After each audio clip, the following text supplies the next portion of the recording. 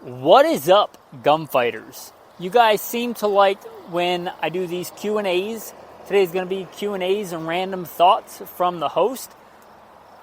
I'm going to skip the bio today other than to say I am a servant of God and a follower of Jesus Christ. And a professional gunfighter most of my adult life. I'm going to start off with some responses and answering of the Spotify question that's posed on the podcast. What is your go-to carry gun? Well, I got some responses on people's carry guns, so I'm going to read those. They may or may not have asked for commentary, but I'm going to try and give some. One guy said, the Beretta M9A4. To that I say, good job, sir. If you have listened to the podcast, 92 family is, in my opinion, the best combat handgun ever made by humans. So, nice work. I even like the color. The next one, somebody said a Springfield Hellcat in FDE. I'm going to look for something nice to say here. I like the color, flat dark earth. Good job on the color. I hope that gun actually works for you. Next one. Somebody said that they carry a Beretta PX4 Storm, and what are my thoughts on it? I'm not sponsored by Beretta. I'm not a Beretta shill. They make some guns I'm not that crazy about. However, I think the Beretta PX4 is a very, very underrated gun.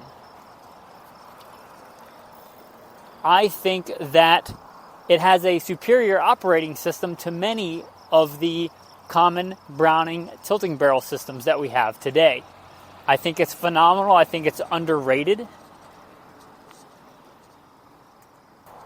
The PX4 Storm is a great handgun. Caveat, the compact and the full size use the rotating barrel system, which I think is a superb system. The subcompact, the very small one, uses a traditional system, which I don't like as much. It's still a decent gun. But the Beretta PX4, I believe, is NATO approved. It's a good, decent handgun.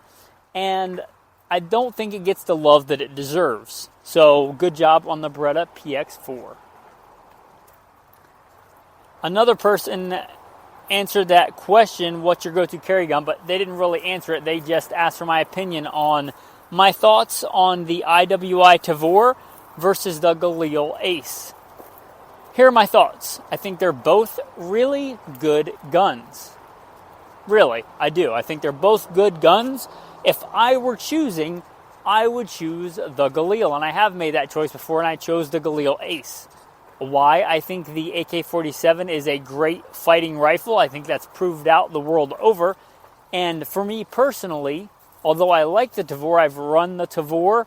I had a couple of IDF guys on my team when I was the commander of a tactical team to stop active shooters. They were good guys. They were fairly familiar with the Tavor. I am not super familiar with bullpups other than just handling them. I have decades of experience shooting more traditional rifles, be that competition, military, law enforcement. So the ergonomics are completely different. The reloads are different. The shooting is different. The balance even is far different on the bullpup. So for me, I'm going to go with the Galil Ace for that reason. If you're going to marry the bullpup design and you just decide bullpups are your thing and you're going to run bullpups primarily, then okay, that's cool. I think they're both good guns, but for the ergonomic issues alone, I would choose the Galil Ace. If it seems a little distracting here, side note, I decided to hike/walk. It was a pretty easy hike, 5 miles-ish into town. I've been living up in the Palouse Hills, the Idaho Redoubt, but my service there is poor to non-existent, so I had to hike into town to upload some content for you guys, so you can get it on the internet and enjoy it. And although an automobile is certainly the faster way to go, I thought the weather is nice. Why don't I put on the Lamborghinis and hoof it into town? So that's what I did. I am right now in the more urban setting. Went into the nearest town with service, and urban life is jarring. It's hurried. I am looking forward to getting back to the country. And apparently I have stumbled into a pretty legit patch of mosquitoes. So if I seem a little distracted, that'd be some of the reasons. Okay, moving on. Thoughts on the Taurus judge. My main thought on that is spend a little bit more and get the Smith & Wesson Governor. The difference is, in my opinion, the Smith & Wesson Governor is going to be better quality. So that's a big difference. Some of the other notable differences are the Governor is 6 rounds instead of 5, so there's that. The Governor also is able to shoot 45 ACP with moon clips. The Smith & Wesson Governor intrigues me more, and it intrigues me mostly as a backcountry carry gun. And here's why. I'm not going to hate on it like a lot of people do. I'm not telling you should have it for your go-to CCW gun, but pretty hot loaded 45 long Colt or 45 Colt is a pretty formidable load. 6 rounds of that is pretty formidable. And the judge, the Governor size guns, especially the Governor, it's on a pretty lightweight. I don't know if it's aluminum, alloy, or scandium, but it's a lightweight frame. It's a very lightweight carry gun. If I'm in the backcountry, I likely have a long gun. And that would be a pretty good backup gun with, and this is dependent on how accurate that gun is, right? With the full power 45 long Colts. I would have to imagine it should be pretty accurate if it's like any other Smith & Wesson with those loads. I don't know how accurate it will be with 45 ACP because it has quite a jump between when it detonates and getting to the forcing cone. But with the 45 long Colt, I don't see why it would be that bad. So if it's a pretty accurate 45 long Colt, that is a pretty substantial, pretty potent, amount of firepower. And if you can reload it with moon clips, you can have a quick reload, at least quicker than loading them one at a time with a speed, just loose rounds or a speed loader or speed strips. In general, that's the faster way to go, moon clips. So you got that going for you. And here's what intrigues me. I knew a guy that had one of the poly-framed, and this is going back to the first time I lived in Idaho, right around a decade ago. He was a big-time elk hunter, and he shared some of the spots with me where I went and slayed elk. And he told me, I didn't witness it, but I have no reason to doubt him, he told me that he and his son would take the judge to dispatch grouse. If you've ever hunted in like Idaho or the Pacific Northwest or places like that, you can get pretty close to grouse. So I have no reason to doubt that. So that intrigues me. And I've done some training with the Taurus judge, and I kind of wrote it off because I don't think it's a good concealed carry gun day to day. I really don't. So, but that being said, it intrigues me as a backcountry carry option. How effective are different loads? I know in the world of shotgunning, some brands, even if it's the same size shell, even if it's the same size shot, different brands can pattern radically differently. Is there an option in the Smith & Wesson Governor that would give me a reasonable range of taking small game, taking doves and quail and grouse and things like that? I am in the world again, thank goodness, of being in the wild, of the land of lions and wolves and bears. But also you have to worry about people behaving badly. In general, when I'm in the backcountry, I have a long gun. But let's say I'm elk hunting or deer hunting, it might be nice to have a backup option. I generally will carry a backup gun. The Smith & Wesson Governor intrigues me in that role. Now, this is all hypothetical as I don't have a Smith & Wesson Governor, and I'm trying to be a good steward of the Patreon money, right? So I'm probably not getting one right now. And but there's just some thoughts on the judge and the governor as a whole. I think I may have written it off prematurely years ago. Maybe it has a certain niche roles. Again, I'd have to T&E it and see if it's actually viable to hunt with small game at reasonable distances. Since I said there'd be some random thoughts today, my silent co-host, healing with me now without a leash and doing very well, is Alexander Hamilton. Right around 107 to 110 pound, depending on how much he's eaten lately. Rhodesian Ridgeback. Great dog. The best dog I've ever had. And I don't just say that about every dog I have. I've had dogs my whole life. Had German Shepherd. My father raised rabbit dogs, beagles. One of my best friends growing up, or really good friends growing up, we haven't really stayed in contact, but he raised black and tan coonhounds, which that kind of hunting is a lot of fun. And before this, I usually ran Akitas. I did a whole podcast on alpha male, on alpha dogs. But it is awesome to have a dog that will literally go head to head with a mama bear and cubs, which he has done, and made them turn tail and run, and that I can take to a coffee shop and introduce to little kids. He is a phenomenal dog, sample size of 1, but I am very impressed with the Rhodesian Ridgeback. Some upcoming things to look forward to. For well over a year, I've been going back and forth my two main carry guns, the SIG M17 and the SIG P226. And I am finally, by God's grace, ready, I think, to do a review. I tried, but when I was in Florida, it was just trying to find a range, and everybody's like, oh, go to this range, go to that range. And I went to several different ranges, and they were like the ranges where you stand there at a static target and shoot. They wouldn't let you draw from the holster or run or sprint or do reloads on the move or anything like that. So I was kind of at a standstill because I wanted to do some different things to test these two pistols. By God's grace, now in Idaho, I can just drive, 30 minutes and have a 1,000-yard or even way longer range where I can pretty much do anything that's safe because it's BLM land. Both accuracy, speed, a bunch of stuff, reliability, ergonomics. So if you've been wondering about the old school versus the new school, M17 versus the 226, the SIG 226. Also, I have, by God's grace, an Alaska rifle.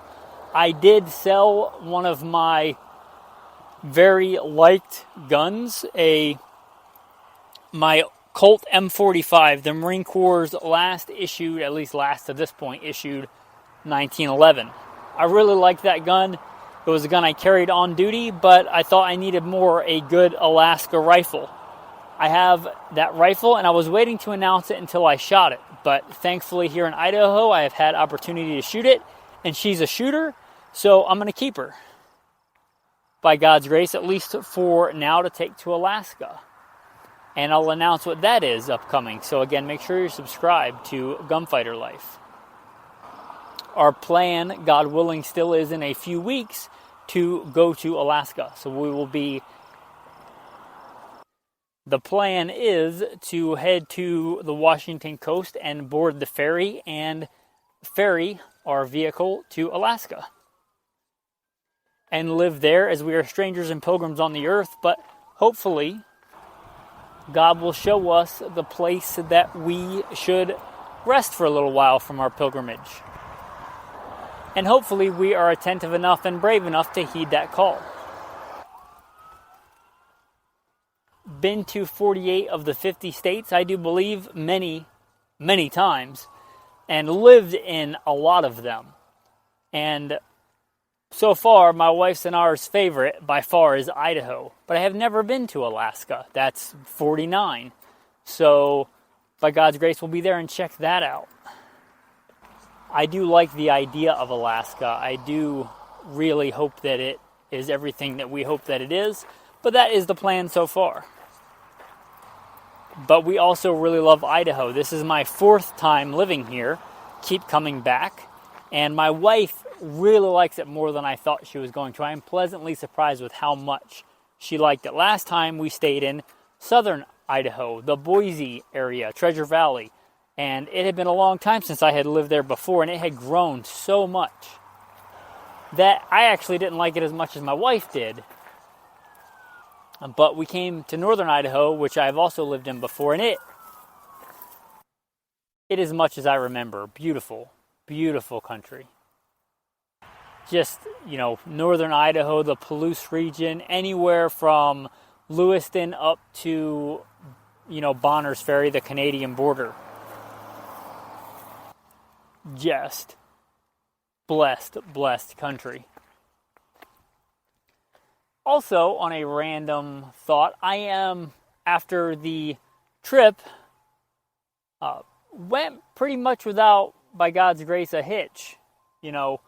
Not too bad. One broken window, but other than that, shy 2 buck 110 slims, which if I recommend, if you'll know if you listen for any amount of time. The buck 110 slim is what I generally recommend as a go-to folding EDC knife, and I am shy 2 of those now, so I initially just wanted to go buy another one. However, I thought for the podcast, for R&D's sake, I would try and find a comparable knife, comparable in price, comparable in size and folding, because although I carry generally a fixed blade knife as part of my EDC, I know the vast majority of people, I believe, carry a folding knife. So I have a K-bar dozer in D2. I'll probably do a review. This probably won't be the only knife, hopefully, that I purchased to do some T&E on to see if anything can dethrone the buck 110 slim. Just first impressions. And this is the K-bar dozer D2. D2 is the steel on this one. First impressions, I was looking to buy American. I thought K-bar, American company. I got the knife, it says made in Taiwan. So, not super happy about that. Granted, Taiwan is not China. Taiwan is their own thing, and I got nothing against Taiwan, but I like to support America if I can.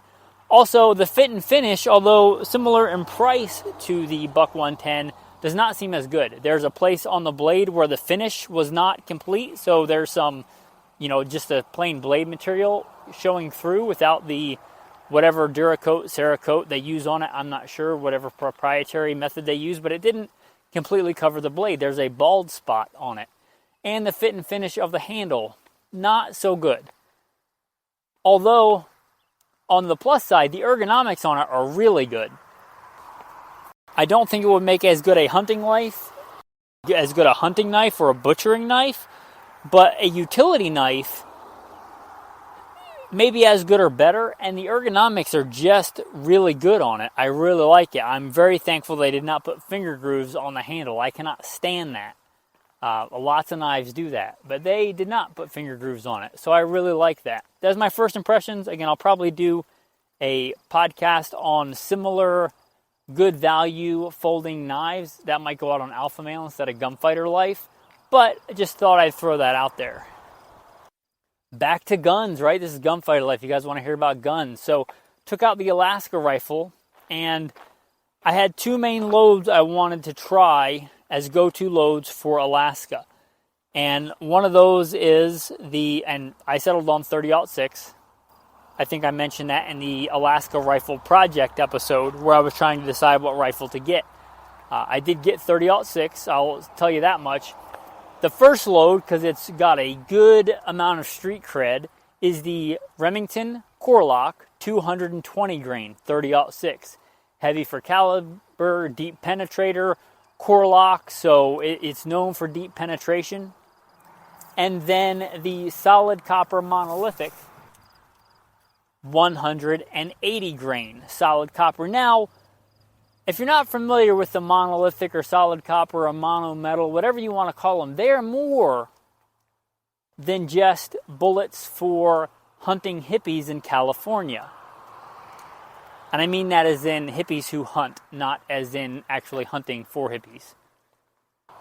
Monometals perform vastly different in my experience than traditional cup and core bullets. Ham, sit. Sit. My wonderful wife hiked out to meet me, and that's a great surprise. So she's walking the dog now. I can maybe do a little bit more focusing on this. So the monometal bullets, they punch above their weight class. It might be lighter in grain weight, but that 180 grain solid copper or monometal Barnes TSX, those also have a really good reputation for hitting hard and penetrating deep. Deep, straight line penetration, having a lot of integrity in the bullet. So I thought that would be settled by the rifle, right? You listen to what the rifle tells you. Well, it shot both loads really well. So I guess it's up to me. The quandary continues. Which one to choose? The 220 grain with a storied history and lots of street cred for putting down big and dangerous game, or the newer technology but also really good reputation 180 grain TSX and the 30-06. Which one would you guys choose? I'd love to know. Hit up with some feedback. You can contact me at goodshepherdtraining.com. You can leave it in the Q&A if you listen on Spotify. You could even write a review and leave it on the Apple iTunes app. That way, not just me, but a lot of other people can see it as well. What would you choose? And I plan on hunting because I will not be an Alaska resident unless we decide by God's grace to stay and live there, make that our semi-permanent pilgrimage resting place. I won't be an Alaska resident, so you're not supposed to hunt brown bears without a guide or sheep, and that's going to be quite expensive. So I plan on hunting deer and or moose caribou. So that being said, the part of Alaska we plan on going to and living in will have a high population density from the area study that I've done on brown bear. So that's why I went with the 30-06 and those loads. Those are the minimum end loads. I'm not worried about being able to put down a moose or a caribou. I'm worried about a, angry grizzly bear. So, with that being said, what would you choose? What will I choose? Just some thoughts. Anyway, thanks for listening to the ramblings of the host of Gunfighter Life. I am humbled and blessed that you listened. The tactical tip of the day. Tactical tip of the day. I've been using these for a couple of months now. They're a really good, convenient way to have your own range if you're blessed to live somewhere where you can just go out and shoot, like out west. The Reversa target system. I've seen these in a couple of places. Even had them replacement cardboard the other day when I went to Sportsman's Warehouse in Lewiston, Idaho. And they're basically just good, well-made wire brackets that you step on and shove into the ground with good pre-printed cardboard. Now you can make your own stuff, but just for a good, convenient thing, I keep a couple of the cardboards behind the folded up seat, the back seat of the truck. They take up almost no space because they're thin cardboard, and the metal brackets take up very little space. So if you want a good, minimalist target system, it's one side has a man-sized silhouette, reminiscent but not exactly the same as like a B-27. If you're in law enforcement, familiar with that. And the other, and it also has a bunch of smaller targets, squares and things like that. And the reverse has more traditional circle targets, I believe 5 of them, and some other sighting in 0 targets for a rifle. It's just a really good, well thought out graphic and pre-sized, pre-printed cardboard target. So if you want a good minimalist range setup, it's a pretty good one. And that's the Reversa target system. Pretty good, pretty minimal. I feel confident in recommending them. For the tactical verse of the day, as gunfighters, we need to make sure that we are godly men first and that we use force, and especially deadly force, the right way when God prescribes it and not when He doesn't. vengeance belongs to the Lord. For it is written, you shall not take vengeance nor bear any grudge against the children of your people, but you shall love your neighbor as yourself. I am the Lord. It is also written, you shall not stand idly by while somebody takes the life of your neighbor. Loving your neighbor as yourself, I would submit, sometimes means using deadly force. If you're in a situation in a town as I was just in, and an active shooter breaks out, and every second, literally bodies are hitting the floor, I would submit in that situation, it's not loving for me to be passive and to sit down and suck my thumb in a fetal position. It's more loving of my neighbor to do 2 to the chest, 1 to the head, and end that active shooter's life. That's the most loving thing I think I could do in that scenario, because we live in a fallen world where violence is a real thing. And murder, sadly, is a thing, and active shooters here in America are a real thing. Anyway, tactical verse of the day. You shall not take vengeance nor bear any grudge against the children of your people, but you shall love your neighbor as yourself. I am the Lord.